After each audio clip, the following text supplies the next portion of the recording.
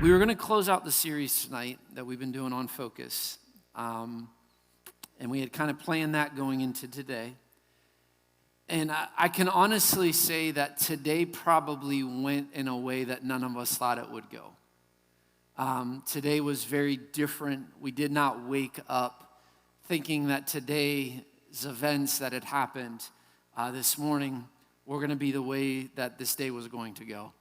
And so we kind of scratched everything that we were discussing and we talked about.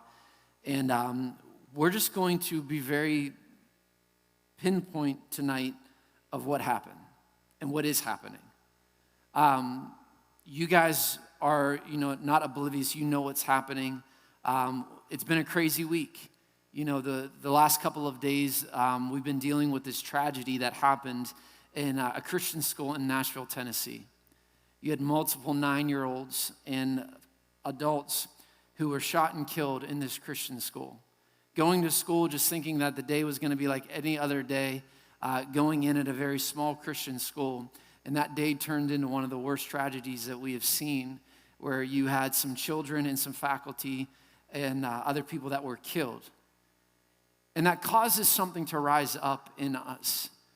And it was interesting because Lindsay and I were talking before Refuge started tonight, and we were trying to think like, how many school shootings and gun violence did we really deal with and remember? And when we were in high school, really the one that shot it off was Columbine.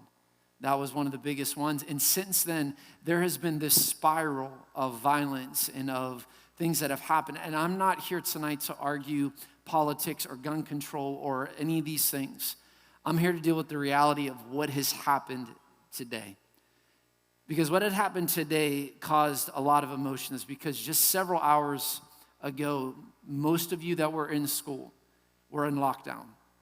Most of you that were in school, you were in a classroom huddled in a corner with your teacher, hopefully, there with you, telling you it's going to be okay. For some of you, you told me what the response was. Some of you were telling me other things that were going on. But we really, if we were to rewind the last several hours, there was an event that had happened that caused so much fear in our community. And it wasn't just in you students that were in this situation where you thought something was going to happen that could end your life, but it was the fear that parents had that they were not able to do anything because their children were in a school where something was going to be happening. There was people that loved you and cared about you, and there were so many emotions that were surrounding today where teachers, students, parents were filled with fear. Even myself, my office, I got a phone call, and all I heard was there is an active shooter, things are happening at the school, they're not sure what's going on. So with very limited information, we did not know what was happening. We had no idea. And this causes you to speculate, and just because we're human, I'll be honest, even myself, loving the Lord and loving Jesus and standing with faith, I went to the worst case scenario. Fear even gripped my heart for several moments where I'm like, okay, until I know what's going on, I don't know what to do. And I can only imagine how that felt for you as students that were dealing with the same thing. And it was so crazy because, you woke up today and the sun was shining. It was blue outside. It was a beautiful day in nature. You're like, today's just going to be a good day. It's going to be a great day. And I don't know about you, but that's how I woke up. And I'm like, man, it's going to be so beautiful out. And a day that was filled with so much beauty, in just a matter of minutes, darkness fell. And it did not just grip our city, but it gripped our entire state. That there were schools all across Pennsylvania that dealt with the same exact thing that we dealt with today in Blair County. Multiple schools across our state were in a state of fear and of lockdown and not sure what's going to happen, what to do. And so more than just us, there were so many lives that were impacted by today. And as we were getting ready for tonight, it's just, for me, I was like, I can't move past this. We need to address this. We need to be able to talk about what has happened. Today was filled with a lot of fear, shock, numbness, anger, confusion. There's a lot of emotions that go into this. Because the fact is this, is that school shootings are very real. It's a very real thing. And it's so real to us just because what happened several days ago. And the reality of that hits us because we just experienced as a nation a tragedy that happened. So something that happened so close to us will naturally bring fear to us. And it causes us to think so many different ways. And there's so many different emotions that happen. And I get it. We're filled with fear. And then oftentimes there's these other things that, well, why did God allow this to happen? I want to be as clear as possible so that you understand this. God is not the author of confusion, of tragedy, of any of these things. God doesn't allow this just to happen. People are evil. They have sin in their heart. They choose to do evil and they choose to do wrong. That's part of the sinful nature. God's heart broke when those little babies in Nashville were killed. When those kids, when teenagers were shot in all these other schools across all of the last decades, God's heart breaks for these things. And people, genuinely people, we live in a sinful nature. We live in a nature that if we don't follow after God, we will follow after our own desires. And for some reason, for some way, there was this individual who decided to strike fear into our entire state. And I get it that sometimes our reaction to these certain things, we question God. We struggle to trust, was God even there? And I'm going to be 100% real. I've never lied to you guys when it comes to these things. That it is perfectly okay to ask those questions. It's perfectly okay to wonder, God, are you there for me in a time of need, in a time of fear, in a time of tragedy? It is okay. God can handle that. When I read the Bible, when I read scriptures, I look at people and I see people like David and Moses and Esther and Paul and all these people in the Bible that firsthand dealt with fear. And when oftentimes question, God, do you even notice what I'm going through? Do you notice what's happening? Do you notice where I'm at? I'm in this season of fear. Where are you? And if the people of God in the Bible that we talk about all of the time, if they can question, if they can deal with fear, if they can deal with the situation, so can we. If you read the Psalms of David, there are psalms that David writes that are worship and upbeat and great songs that he writes, but then there are songs where he is literally in fear and he's crying out to God, God, be with me, help me. His famous psalm, that he talks about is that, that God is with him when the darkness comes and when the fear comes, that like he is there to walk with him. He's a shepherd that is with him. And tonight what I want to do is I want to share a story from the Bible that deals with an exact situation of a group of men that love God, that love Jesus, but yet in the midst of in the midst of them loving Jesus, they're in a situation that causes them to be absolutely terrified. Absolutely terrified. We'll talk about it later, okay? But absolutely terrified. And so we have to have this understanding that it is okay to be afraid sometimes. It's okay to deal with these situations and the emotions and everything you dealt with. I got text messages and phone calls and Facebook messages and Instagram things all day. And all people were saying, this was one of the scariest days of my life. One of the scariest days of my life. And when I want to look in the book of Matthew, and I want to look at this passage, it's found in Matthew and Mark and some of the other Gospels. It's a very common passage. But it says this, the day went and the evening came, and Jesus said to the disciples, let's go over to the other side. Leaving the crowd behind that they had took him along, he went into the boat, and they also went into the boat with him. As they were traveling, a furious storm came up and waves broke over the boat so that it was nearly swamped down. So I want you to get this picture. Not too long ago, a couple of weeks ago, we had some thunderstorms that rolled through the area.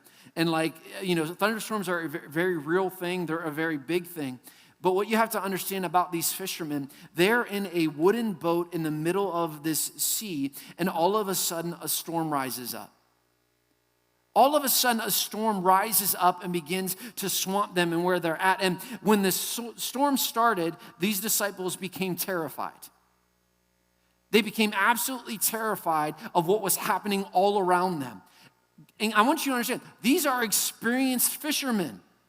These are fishermen that have done this their entire life. They know what it is to be in a boat, to be in the middle of a storm. But yet something about this storm rose up so bad that it began to impact them, to fill them with fear. It began to impact them. And, I read this and thinking like, this is really something that allowed them to be absolutely terrified. The Sea of Galilee that they were on is a small body of water. It's not huge.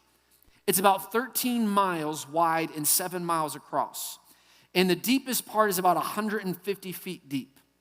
But what makes it so unusual and so dangerous is that it's about 700 feet above sea level, and it is surrounded by the mountains. So when you have warm air that comes over the lake and cold air that comes over the mountains and down into the lake, what it does is they begin to intermix, and these storms will develop and literally will begin to cause chaos when they meet at their meeting point.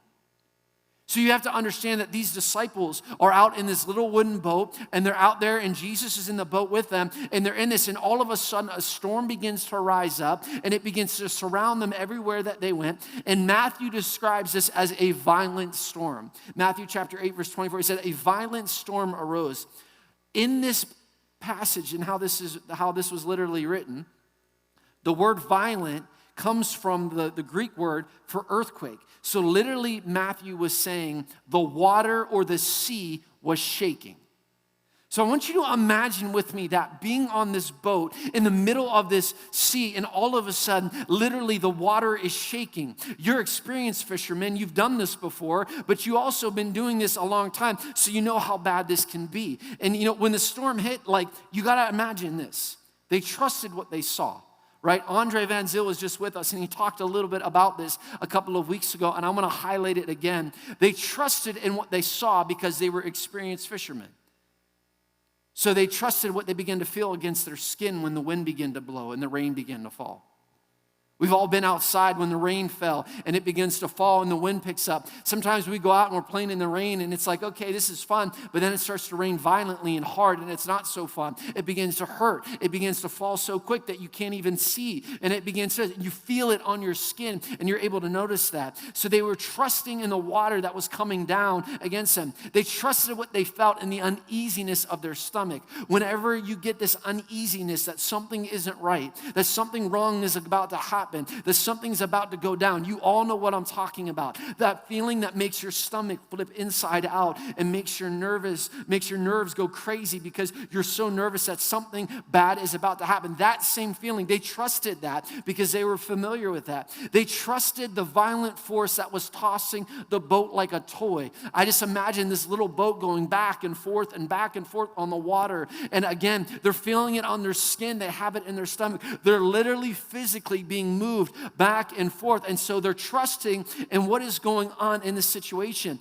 They're also remembering the tragedies of other sailors who were out on this water, and storms would come down and happen, and it would kill these other sailors, and it would cause death and destruction. They knew these stories, and they trusted in the stories that they knew there. And they trusted in the power of what the storm was because they realized what it was able to do. The storm could ruin and destroy their lives. The storm could kill them. So these disciples are not just sitting in some boat in a little rainstorm. No, they are fearing for their life. And as I was reading that this afternoon, it really hit me. That today, just several hours ago, that there was a dark storm that began to develop over our area and in the schools. And it filled not just the school, but the entire state. And I'll be honest with you, if we can be 100% real, when the announcement probably came over the loudspeaker, it caused you to fear, because as soon as that announcement comes on the loudspeaker and someone says we are in lockdown, automatically the reality begins to set in. The fear begins to set in. What is happening? What is going on? We are in lockdown right now. We're not sure what that means. When that announcement was made today, and then you saw SWAT and cops running up and down the hallway, and you saw the lights and heard the sirens, you knew something was going on. You remember that because you trusted in what you were feeling and what you were seeing. And you trusted that uneasiness, like I said that those sailors had, that uneasiness in your stomach, that something bad is happening, something is going down. And then just because we had this tragedy that happened several days ago, we trust in the knowledge of this can happen because this just happened. And we're trusting in all of these things that are going on. And we trust in the reality of this, that school shootings have happened and kids have been killed. And we trust in all of these things because it's a real thing that happens. Just as real as the storm was on the water with the disciples, today the fear that was with you in the school was 100% real. 100% real. It was there. And just like the disciples in that moment of darkness, in the middle of the storm, in the middle of all that, they trusted in what they saw and what they knew. But there's more of this story. Let me read the rest to you. Because it goes on to say that Jesus was in the stern sleeping on a cushion. The disciples woke him up and said to him, "Teacher, don't you care if we drown?" He got up and rebuked the wind. He rebuked the waves. He said, "Be quiet. Be still." Then the wind died down and it was completely calm. He then said to the disciples, "Why are you afraid? Do you still have no faith?" And it said they were terrified. They were terrified. So even in the midst of this storm of everything going on, they were trusting on what they knew, what they saw, but they forgot to trust in the one that was with them. They forgot to trust in all of the fear. They trusted in everything they were seeing and everything they knew, but they forgot to trust the one that was in the boat with them. And it's so interesting to me when I read this because it says that Jesus was asleep on a cushion. Jesus was literally sleeping during the storm. Now remember, these disciples have been traveling with Jesus for some time already. Jesus just got done preaching to a ton of different people. These people that are in the boat, they have seen Jesus do miracles. They've seen him set people free. They've seen him do wonderful things. They've seen parables. They've seen Jesus in full action. And yet their circumstances around them and what they saw and what they knew still caused them to be absolutely terrified. It still caused them to forget that, hey, who's this that's in the boat with us? Who is this that is there? Because they thought they were dying, they thought they were drowning, and they focused on their fear, and they didn't focus on the one who could control all of it. They woke up saying, "Jesus, are you going to save us? Jesus, do you care if we drowned? This violent storm is happening. Do you even care what is happening? The sea is being shaken. There's hurricane-like winds blowing the boat in all directions. The waves are crashing over us. The rain is coming down. The lightning and thunder is filling the sky. Do you even care what is happening?" They're in a panic. They're thinking they're about to die, and they're asking Jesus, "Do you even care?" And fear caused them to question who was in the boat with them, even though they already knew. They already knew who Jesus was because they saw him do signs, wonders, and miracles. They saw him heal. They saw him do amazing things. They saw him teach multitudes of people, yet they were still absolutely terrified. The same men that had been with Jesus. So Jesus goes to the front of the boat and he speaks over the storms and says, "Quiet, be still." And instantly, everything went calm. Instantly. And I read this and I try to imagine what this is like, instantly going from chaos to peace. Instantly going from complete storm to complete solitude and solace and just complete calmness. And what that does to the emotions of someone who's absolutely terrified to an instant everything changes and everything is done. See, this is no ordinary miracle. This is something that would have been visible to everyone around. Everyone in this boat would have known that this storm could have stopped everything, but yet Jesus spoke and everything stopped. And students, what I'm telling you tonight, that's the power that Jesus has. That's the power and just the majesty and the magnitude of the power of Jesus. He's the creator, the sustainer. He's the controller of all creation. When he speaks, the winds, the waves, everything obeys. Jesus has power. And what we have to know is that just as he is asleep in a boat in the middle of the storm, he is present and he can say, be still to the storm, and it will. You need to understand today, in the fear that you were in the classroom, in the hallway, in the corner that you were in, even in that, Jesus was with you. But your situation and everything else told you, you know the truth, you know what's going on, what you see, what you hear, all these different things. And too often we will allow fear to take control of our life rather than our faith. I have no problem telling you that you had every right to be afraid.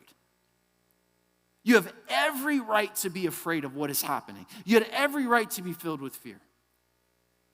But also you could have known that even though I am afraid, I know who is with me. Even though I'm terrified, I know who is with me. I know that he is here. Because you got to understand, your faith in God is your cure for your fear. I want you to get that. The fear that you have, faith is the cure for it. Even in these situations that we dealt with. In the middle of the storm and the darkness today, it might felt like you were going to die. It might felt like you were going to drown. But you can rely on Jesus, that he was right there with you through all of that. Through every moment, he's with you in that fear. No matter what the situation is, no matter what goes on, he is with you. He's with you. Today being the most terrifying day of some of your lives, Jesus was right there with you. And everything around us said one thing. And it causes us to look at that one thing and forget really what is going on and who's with us in the middle of that storm. Because what does fear do? Fear paralyzes you. Fear causes your mind, your emotions, everything about you. It seizes you in a way that seizes you up, that you're not able to be free. And if you're not careful, you will allow fear to paralyze you in such a way that you will not be able to function the way that you're meant to function. But I'm here to tell you that you can absolutely get free of that fear and allow your faith in God to be the very thing that paralyzes your fear. Your fear does not need to have control over you. And although today was terrifying, although today was one of, even for me, there's been several times over the last 12 years that my heart has stopped in concurrence of what is going on in the community. Today was one of them. And as soon as it happened, I had to activate my faith. As soon as it happened, our staff had to begin to pray. And we're saying, dear Lord, let this not be true. Jesus, we know that you're with our students. We know that you're with our teachers. We know that you're with our police officers. We know that you're with the SWAT. We know that you're with the school officials. We had to begin to just activate our faith even in the middle of our fear. Even in the middle of being absolutely terrified, where literally our stomachs were turned inside out, we had to activate that which we knew has total control over all things, and that is our faith in Jesus.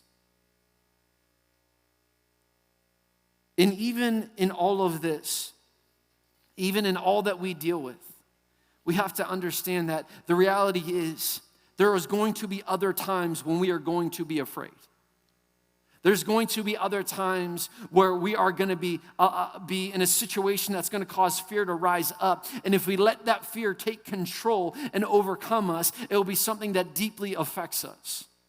The reality is that there is both light and darkness in the world. I don't have to tell you that. The world has both good and evil, right and wrong. But as Christians, as believers in Jesus, we must grow in both our acceptance of that reality, that there are good people and there are bad people, but the real reality is our pursuit is for the light of Jesus. Our pursuit is for what God does. We must allow God to mold us and shape us so that we are able to make this darkness go away by the light of who Jesus is. A light in the darkness.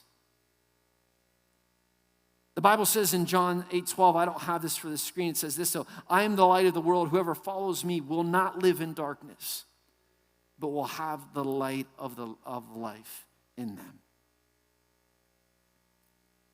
Even in the darkness, we can shine the light of Jesus. Even in the fear, we can know that Jesus is with us. We can know that there is a light that can be activated inside of us that will propel the darkness away from us. And as we are committed to follow Jesus, we are constantly being led by his light. There will still be darkness. Get this, understand this. There is going to be evil and darkness. It's still going to be there. But there's still always going to be light and truth in who Jesus is. It's always going to be there. But this is what we can't allow happen, students. I want you to, if there's anything tonight that I want you to hear, this is what I want you to get tonight. We cannot allow fear to rule our lives. We cannot allow that to happen. Yes, we can know the reality of what is going on. We can know the reality of evil. We can know the reality of the things that happen in this world. I'm not telling you don't. I'm not telling you just have your head in the clouds and not know. But what I'm telling you is you don't have to allow fear to grip you. Because I could guarantee you that some of you are already nervous to go to school tomorrow. I know some of you right now are nervous what's going to happen the next day after that and the next day after that. We are not meant to live in this fear, but we are meant to live in freedom of knowing that Jesus is with us. And if he is with us, then nothing can stand against us. If he is with us, we don't have to be afraid because God is there. I know this, that tonight I can recognize that some of you live in this fear.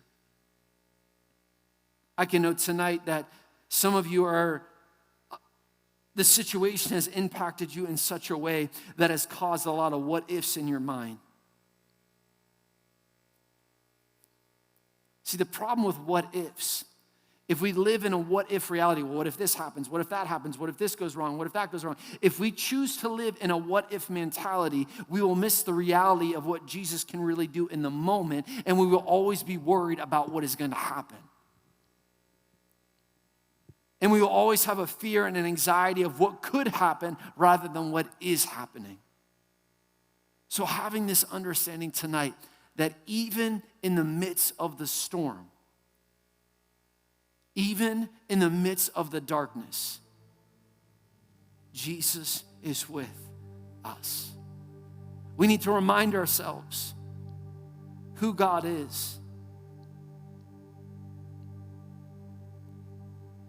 And maybe today has impacted you in such a way that you've been growing in your faith and you feel like this situation has pulled you back.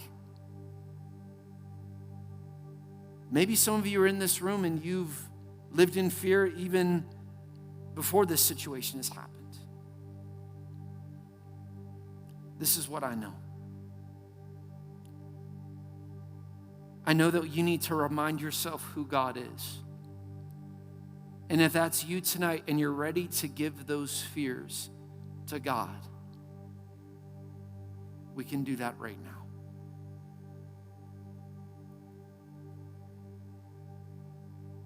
We can do that right now. Because this is what I know. I know there's some of you in here that you've lived your entire life. You've lived your entire life from being young to now being in your teenage years. You've lived this whole life so far full of fear. Full of the what ifs of what can happen. You don't remember when it started, but every step of the way that you've been going in life, fear has followed you. See, this is what I hate, man. I hate when sin entered the world and it came into the world through what had happened. See, it fractured our relationship with God and it produced fear. Because we're not meant to live this way. I hope you understand that. We are not meant to live in fear. But because of what has happened in a fractured relationship with God, here we are. And because sin has entered the world and the punishment and all these different things that have happened, we now have this fear that lives. And we are not meant to live this way. We're not meant to live in fear, but we're meant to live in faith, a bold faith, a righteous faith, a faith that we can handle anything. Why? Because if he is with us, then who can be against us? So tonight, this is what I'm going to ask you to do across this room. I'm going to ask you to bow your heads and to close your eyes.